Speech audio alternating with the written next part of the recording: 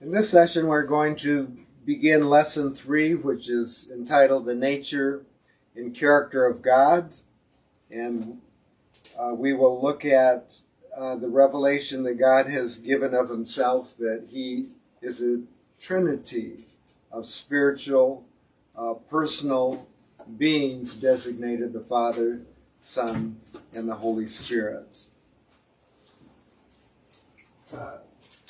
We speak of the nature and character of God. God's nature, the nature of God is a description of what is true about God.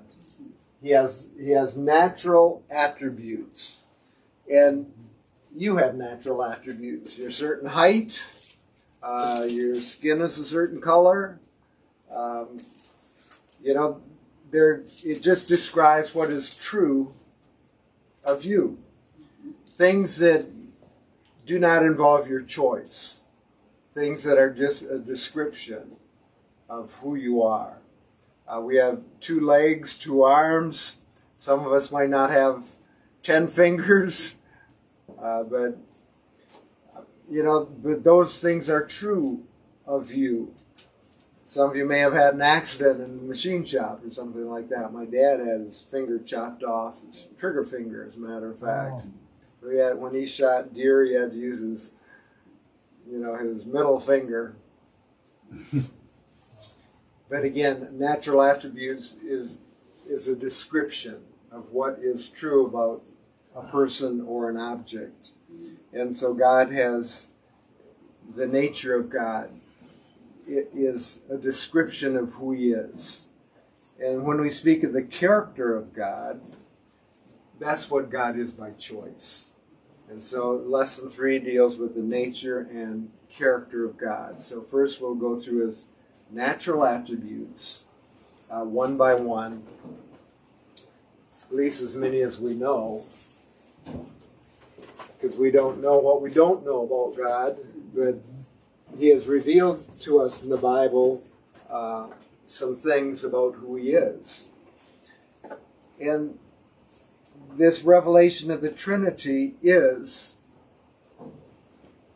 a biblical revelation. We didn't learn through nature, through our natural observations, that God is a Trinity. We could learn that he's all-powerful, that he has all knowledge, that he's everywhere present, that he's a spirit, that he has a personality. So we learn many things about him through our natural observations, but the Trinity is a biblical revelation. So as we open the pages of the Bible, this is how it reveals God to us. Point A, he's a Trinity of spiritual, personal beings of equal endowments, attributes, but yet oneness of purpose.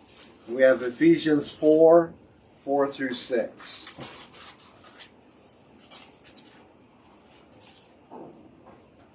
There is one body and one Spirit, even as ye are called in one hope of your calling, one Lord, one faith, one baptism, one God and Father of all, who is above all, and through all, and in you all.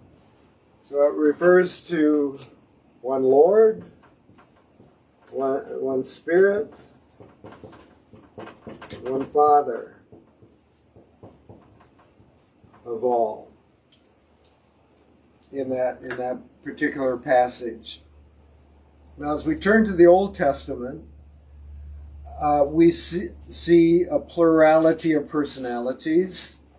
However, in the Old Testament, the emphasis was placed on the unity of God because they were surrounded by nations that believed in a pantheon of God, many, many gods. And so the unity was specifically stressed in the Old Testament, but yet even in the Old Testament, we see indications and scriptures that reveal that there is a Trinity. For example, under point A, plural nouns and pronouns are applied to God. We have the very first verse in the Bible of Genesis 1:1. In the beginning, God created the heaven and the earth. And so the very word for God, in the beginning, God, and in the Hebrew that's Elohim, and that word is plural. It's not a singular word. So even the name of God is plural. And then we come to Genesis 1:26, where it says, "Then God said, let us," in my Bible the S is capitalized, "let us make man in our image, according to our likeness. Let them rule over the fish of the sea, over the birds of the sky, over the cattle, and over all the earth, and over every creeping thing that creeps on the earth." And the Lord created man in his own image. And so when God said, "Let us make man," and what I see here is fellowship within the Godhead, the Father, Son, and Holy Spirit. It's not God conferring with the angels.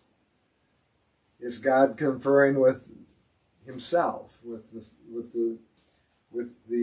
Spirit, and with the Lord Jesus Christ. And so we are made in the image and likeness of God. But again, we have an indication of fellowship here. Then God said, "Let us make man in our own image." So the plural personal pronouns that are used there. Isaiah 6 verse 8.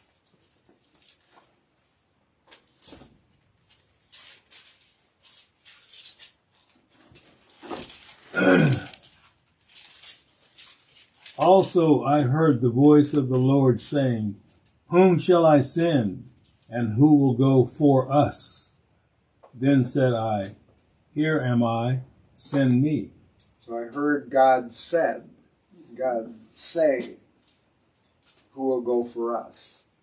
See, if it was just unity, if it was just singular, it would be "Who would go for me?" He says, "Who will go for us?" And I don't believe he's referring to the host of heaven. He's referring to it's a commission from the Trinity. And in that same passage, if you look at verse 3, I think we see this as well. It says, "And one called out to the other and said, Holy, holy, holy is the Lord of hosts. The whole earth is filled with his glory." So here the seraphim worshiping God. So you have this threefold affirmation of worship. And I believe is to the Father, to the Son, to the Holy Spirit. They're ascribing holiness to each member of the Trinity. Their distinctions of persons are made in the Godhead. Genesis 6, verse 3.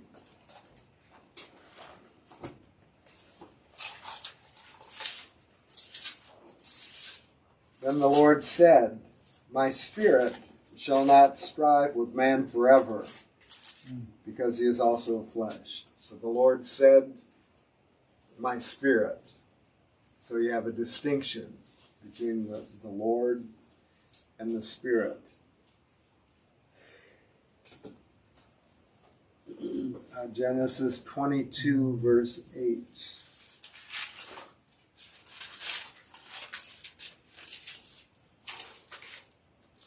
"And Abraham said, God will provide for himself the lamb for the burnt offering, my son."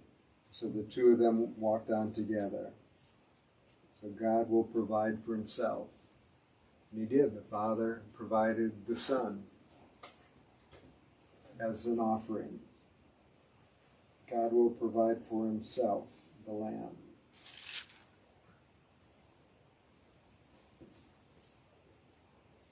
And verse 12, "And he said, Do not stretch out thy hand against the lad, nor do anything to him, for now I know that you fear God, since you have not withheld your son, your only son, from me."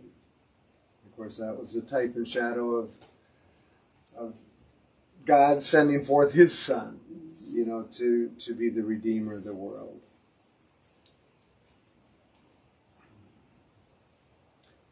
We have Psalm 16:10.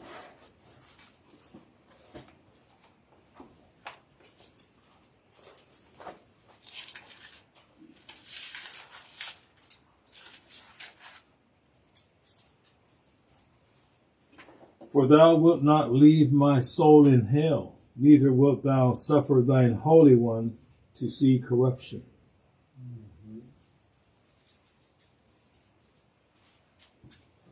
Okay, Psalm 110, verses 1.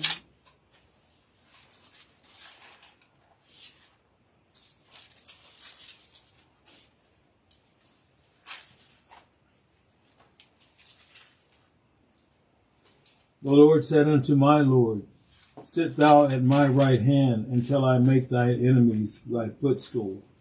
And of course, we recognize that as a reference to the Lord Jesus. The Lord said to my Lord,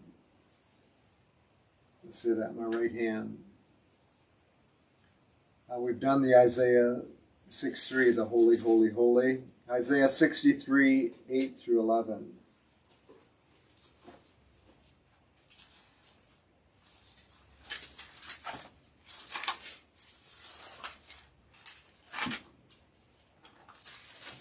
For he said, Surely they are my people, children that will not lie.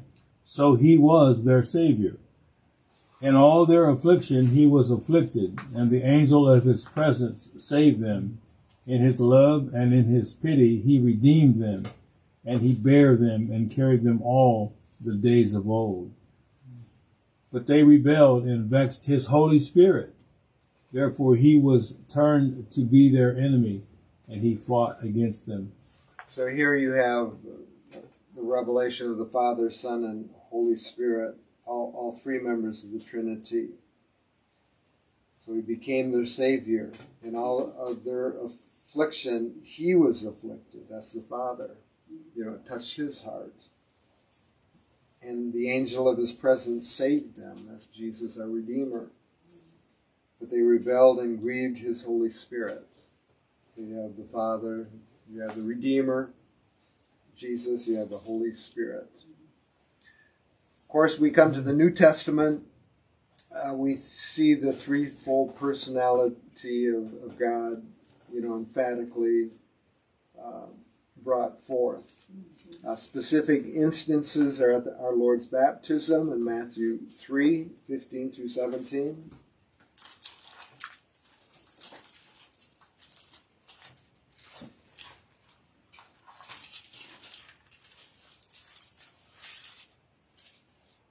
But Jesus answered and said to him, to John the Baptist, Permit it at this time, for in this way it is fitting for us to fulfill all righteousness. Then he permitted him.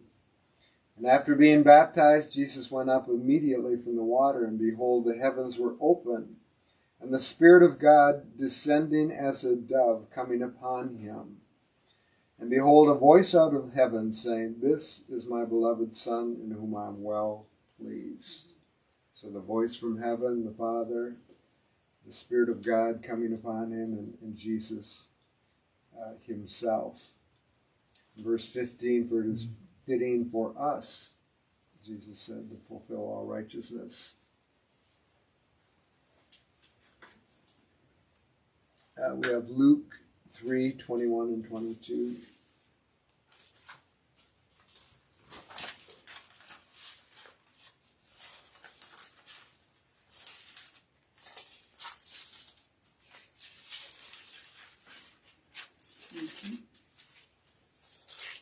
Now it came about when all the people were baptized that Jesus also was baptized, and while he was praying, heaven was opened, and the Holy Spirit descended upon him in bodily form like a dove, and a voice came out of heaven, Thou art my beloved Son, in thee I am well pleased.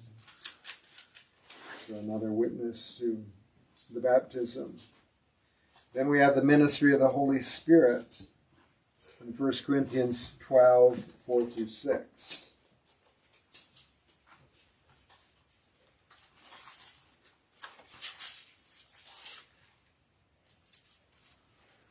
Now there are diversities of gifts, there are diversities of gifts, but the same Spirit.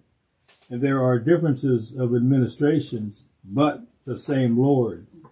And there are diversities of operations, but it is the same God which works all in all.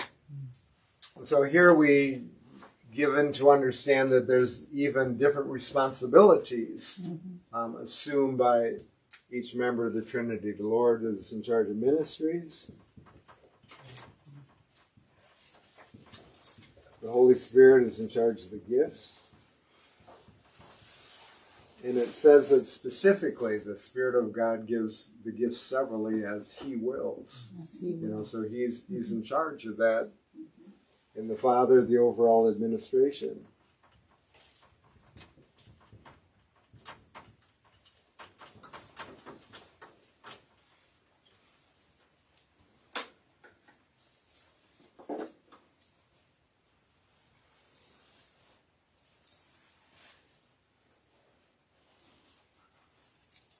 John 14, 16, and 17, the ministry of the Holy Spirit.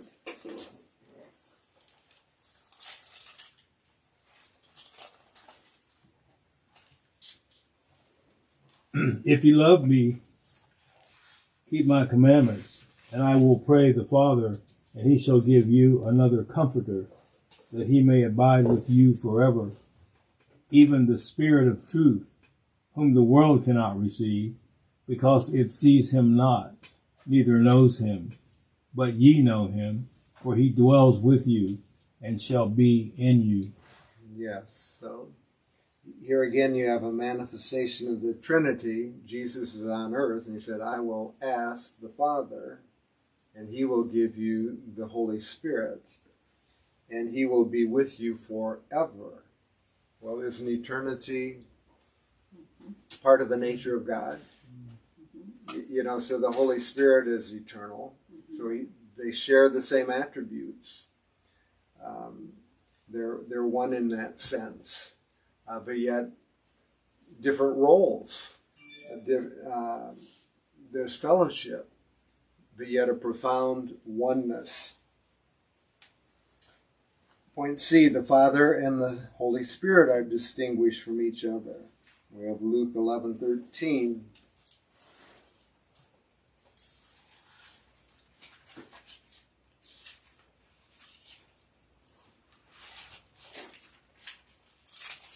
If then you, being evil, know how to give good gifts to your children, how much more will your Heavenly Father give the Holy Spirit to those who ask Him? So again, the Heavenly Father giving the Holy Spirit. It's a distinction.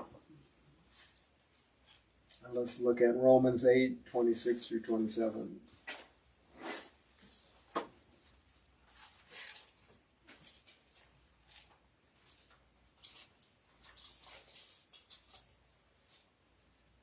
And in the same way, the Spirit also helps our weaknesses, for we do not know how to pray as we ought, but the Spirit Himself intercedes for us with groanings too deep for words. And He who searches the hearts, which of course be the Father up in heaven, knows what is the mind of the Spirit. So the Spirit has a mind, distinct from the mind of God, the Father, distinct from the Lord Jesus Christ. He who searches the hearts knows what is the mind of the Spirit, because He, the Holy Spirit, intercedes for the saints according to the will of God. So again, distinctions that we're seeing in the members of the Trinity here between the Father and the Holy Spirit. Point D, the Father and Jesus, of course, are distinguished from each other. Matthew 11:27.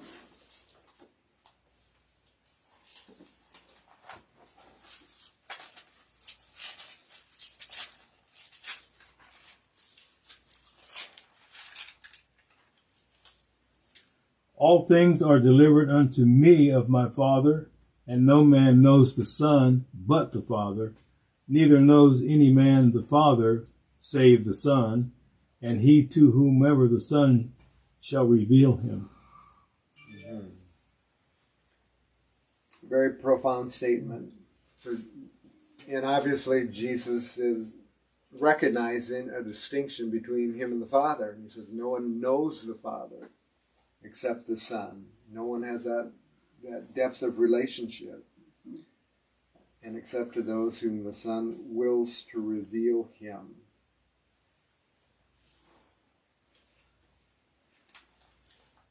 Point number 3. Each member of the Trinity is called God or claim full deity. Of course, the Father very, very frequently. John 6, verse 27.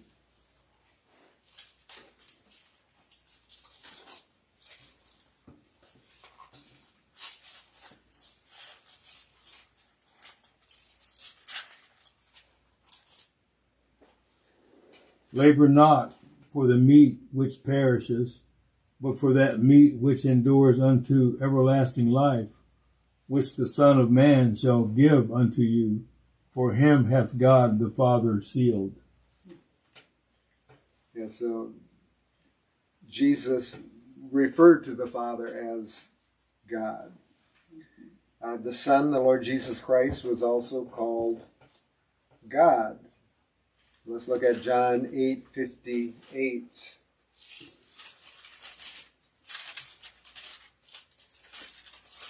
Jesus said to them, truly, truly, I say to you, before Abraham was born, I am. So he claimed to be the I am, that has always been the eternal Son of God.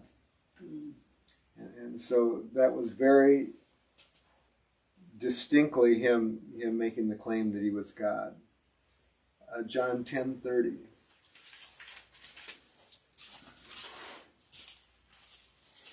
I and the Father are one. And the word one there means a unity or one essence.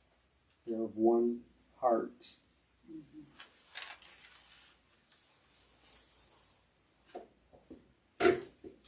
And the Holy Spirit also is called God. We see Acts 5:3 and 4. The story about Ananias and Sapphira.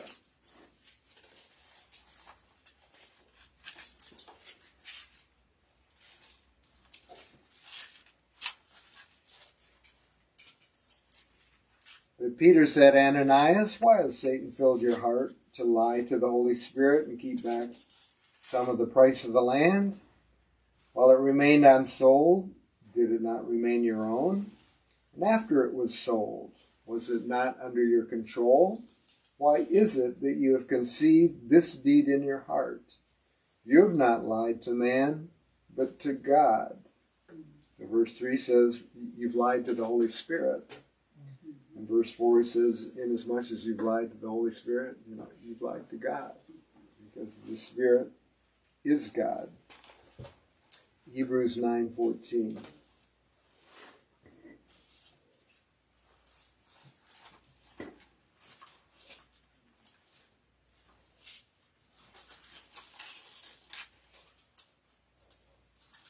How much more will the blood of Christ, who through the eternal Spirit offered himself without blemish to God, cleanse your conscience from dead works to serve the living God? So there again you have a Trinity statement. The blood of Christ, the eternal Spirit, offer up to God. Point number 4. Each member of the Trinity had separate free will, mind, and emotions. And of course, that's what comprises personality.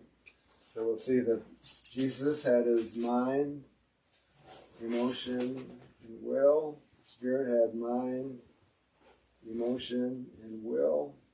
The Father has his mind, his emotion, and will. And these are verses that confirm that.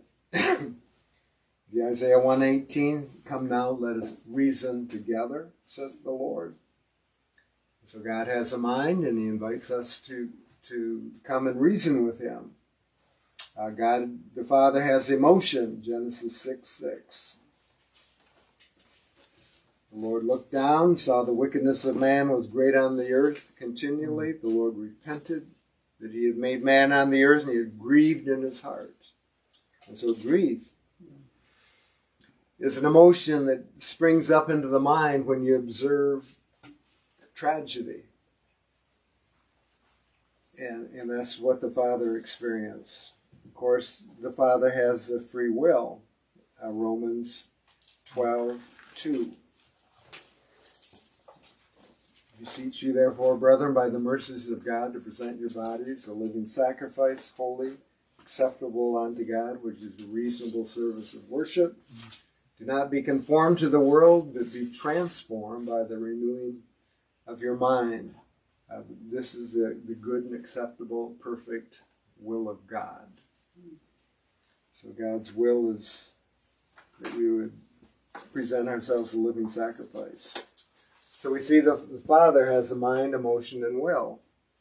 The same with our Lord Jesus. 1 Corinthians 2:12. Ours says 2:16. What was that? Ours says 2:16. I don't know if it's different. You're right. Okay. 2:16. And I baptized also the household. 1 Corinthians 2:16? Mm-hmm. Yeah, Oh, I'm sorry. I misquoted. Okay. For who hath known the mind of the Lord, that he may instruct him? But we have the mind of Christ. Yes, so you see Christ has a mind. He has emotion. We call him at Lazarus' tomb. It says he wept. He was filled with joy on occasions. And of course, he has a free will. Luke 22:42.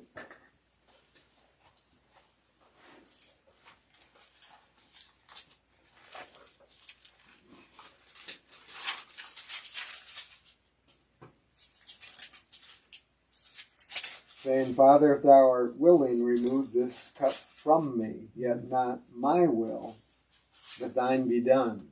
Which, of course, shows that he has his will, God has a will, and he was willing to submit his own personal will to the will of his Father. And the Holy Spirit has mind, emotion, and will. We've already read Romans 8, speaking of the mind of the Spirit. He has emotion. And in 1 Corinthians 12:11, he's the one that distributes the gifts of the Spirit.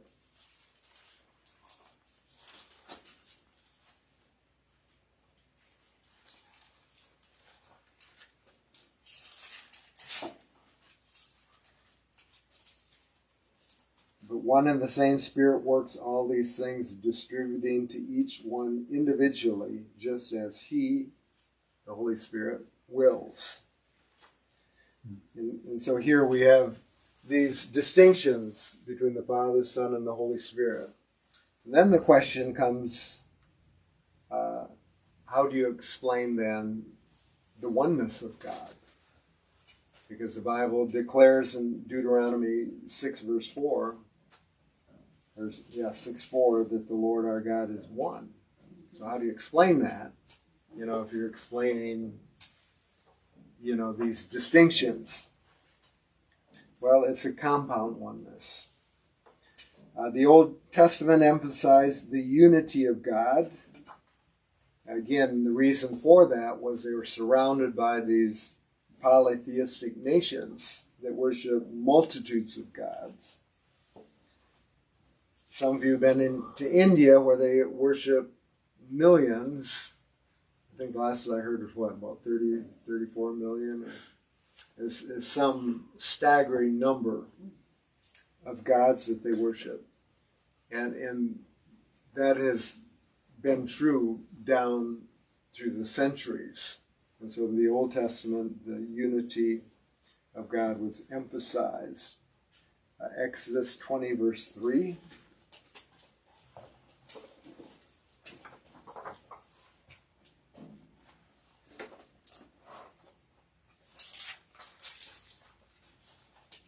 Thou shalt have no other gods before me.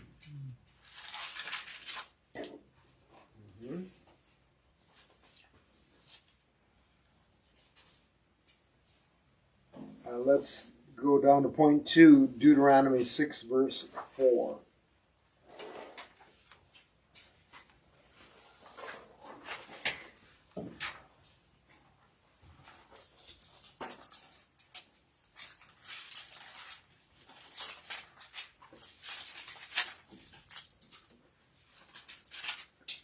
Hear, O Israel, the Lord our God is one Lord. Yes. So it says the Lord our God is one.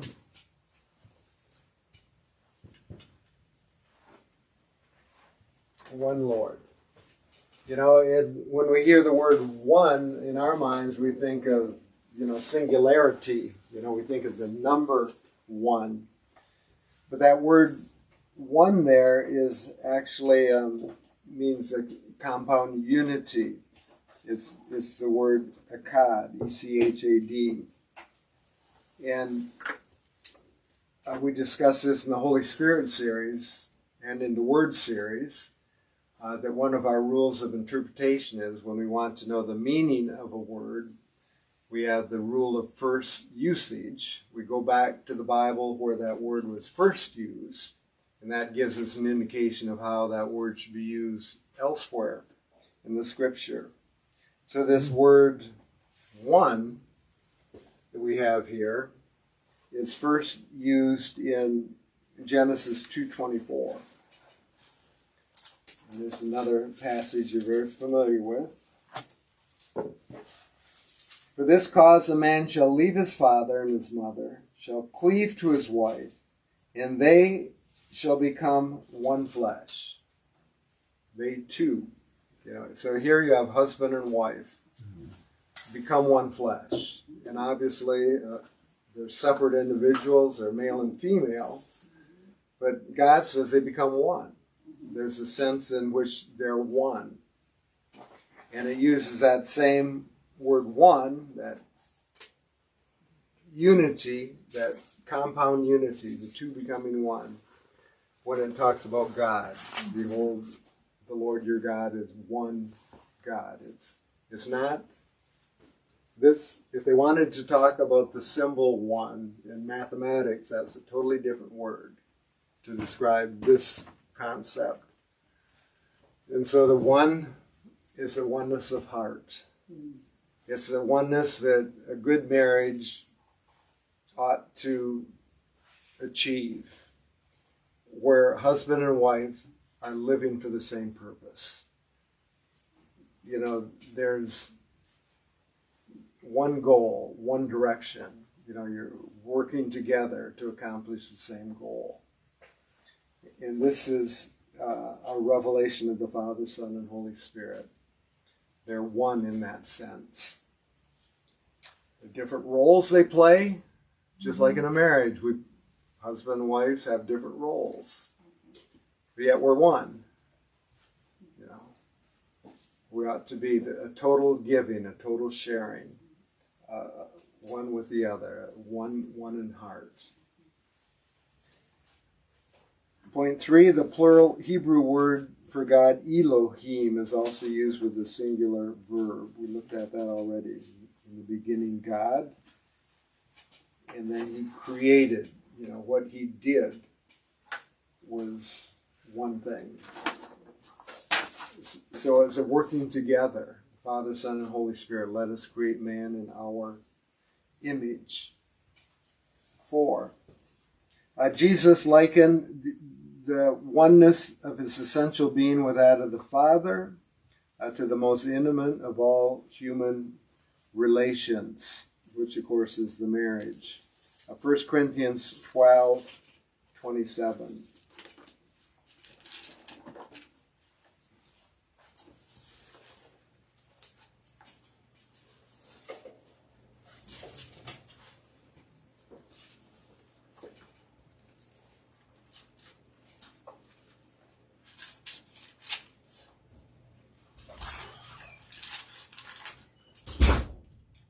Now you are Christ's body and individually members of it.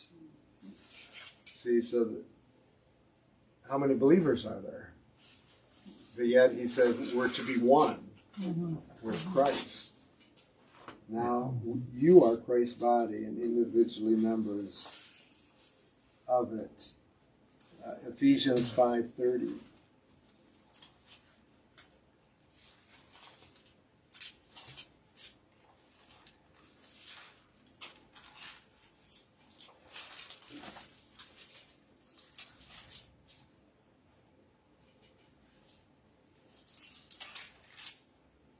For we are members of his body, of his flesh, and of his bones. Amen. Yes, so we're one. We're to be one with Christ. We're to be united with him, the likeness of his death, burial, resurrection. John 17:11.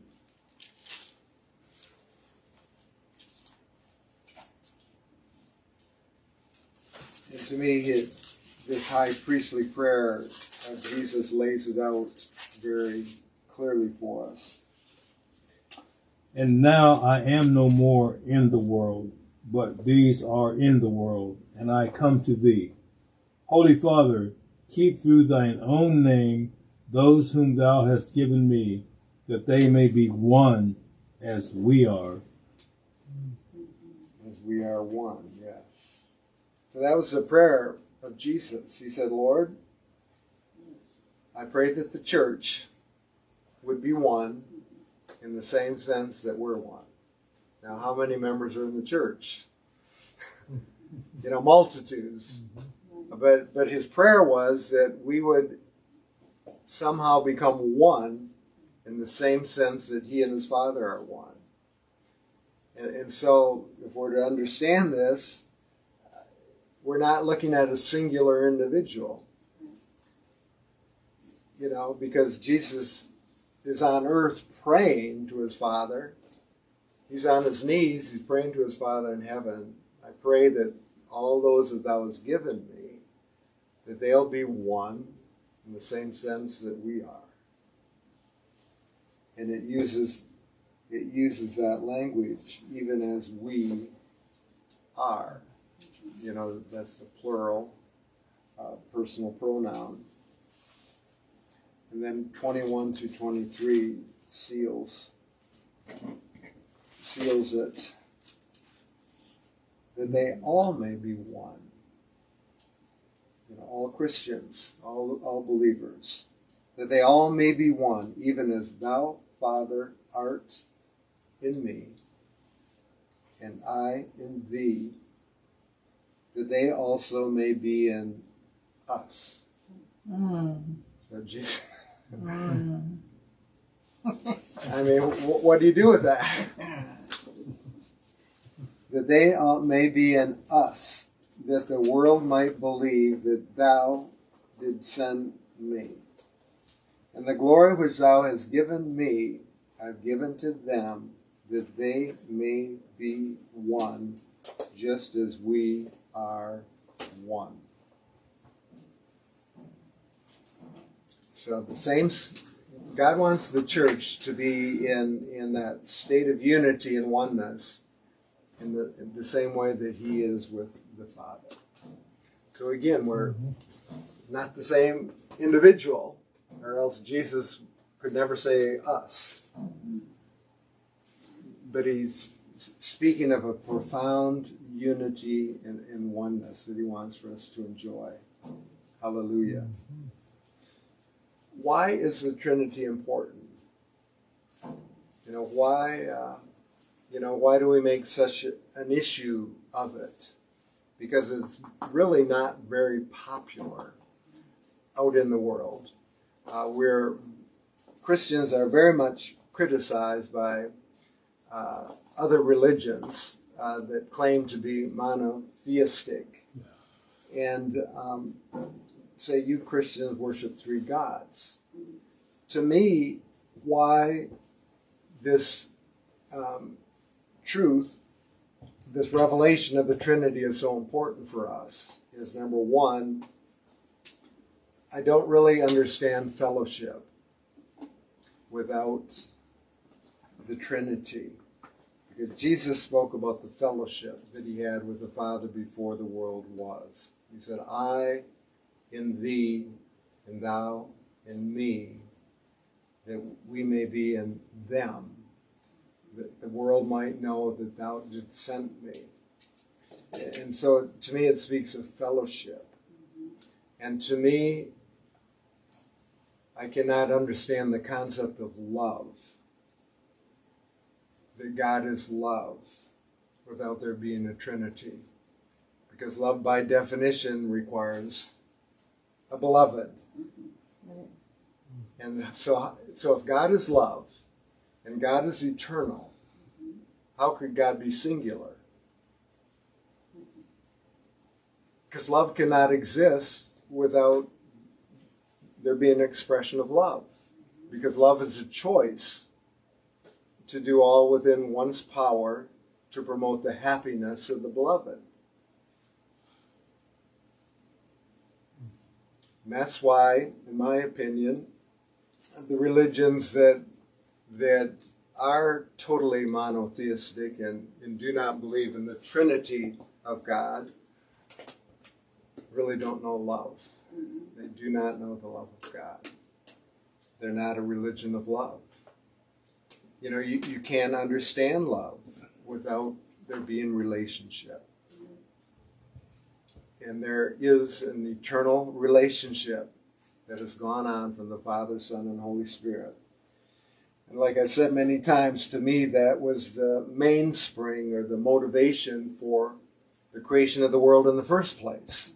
That love had reached such a climax between the Father, Son, and Holy Spirit that they said, this is too good for us to hold to ourselves. Let's make man in our image. Let's endlessly multiply love. We need an additional outlet of our love. You know, we enjoyed the Father, Son, and the Holy Spirit for billions of eons. Let's share it. You know, this is so great. This is so wonderful. Let's share it. Let's make man in our own image as an object of our love and one who can create love and love God back. And I think that was the excitement that motivated the creation of this universe. Now we have a few other scriptures here before we close tonight where we see how one is used in the New Testament to describe a multitude of people, a body, a church. Ephesians 2:15.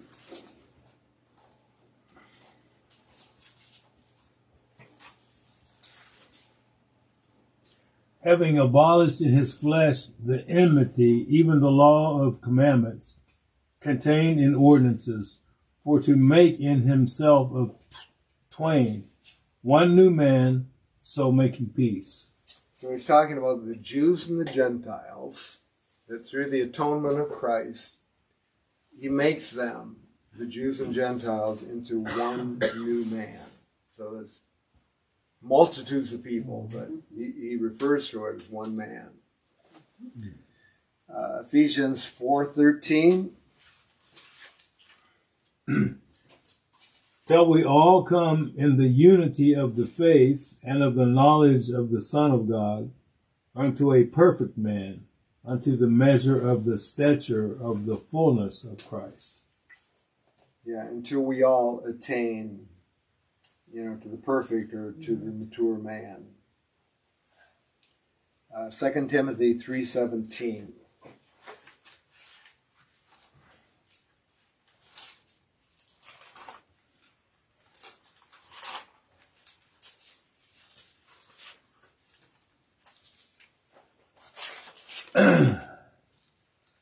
That the man of God may be perfect,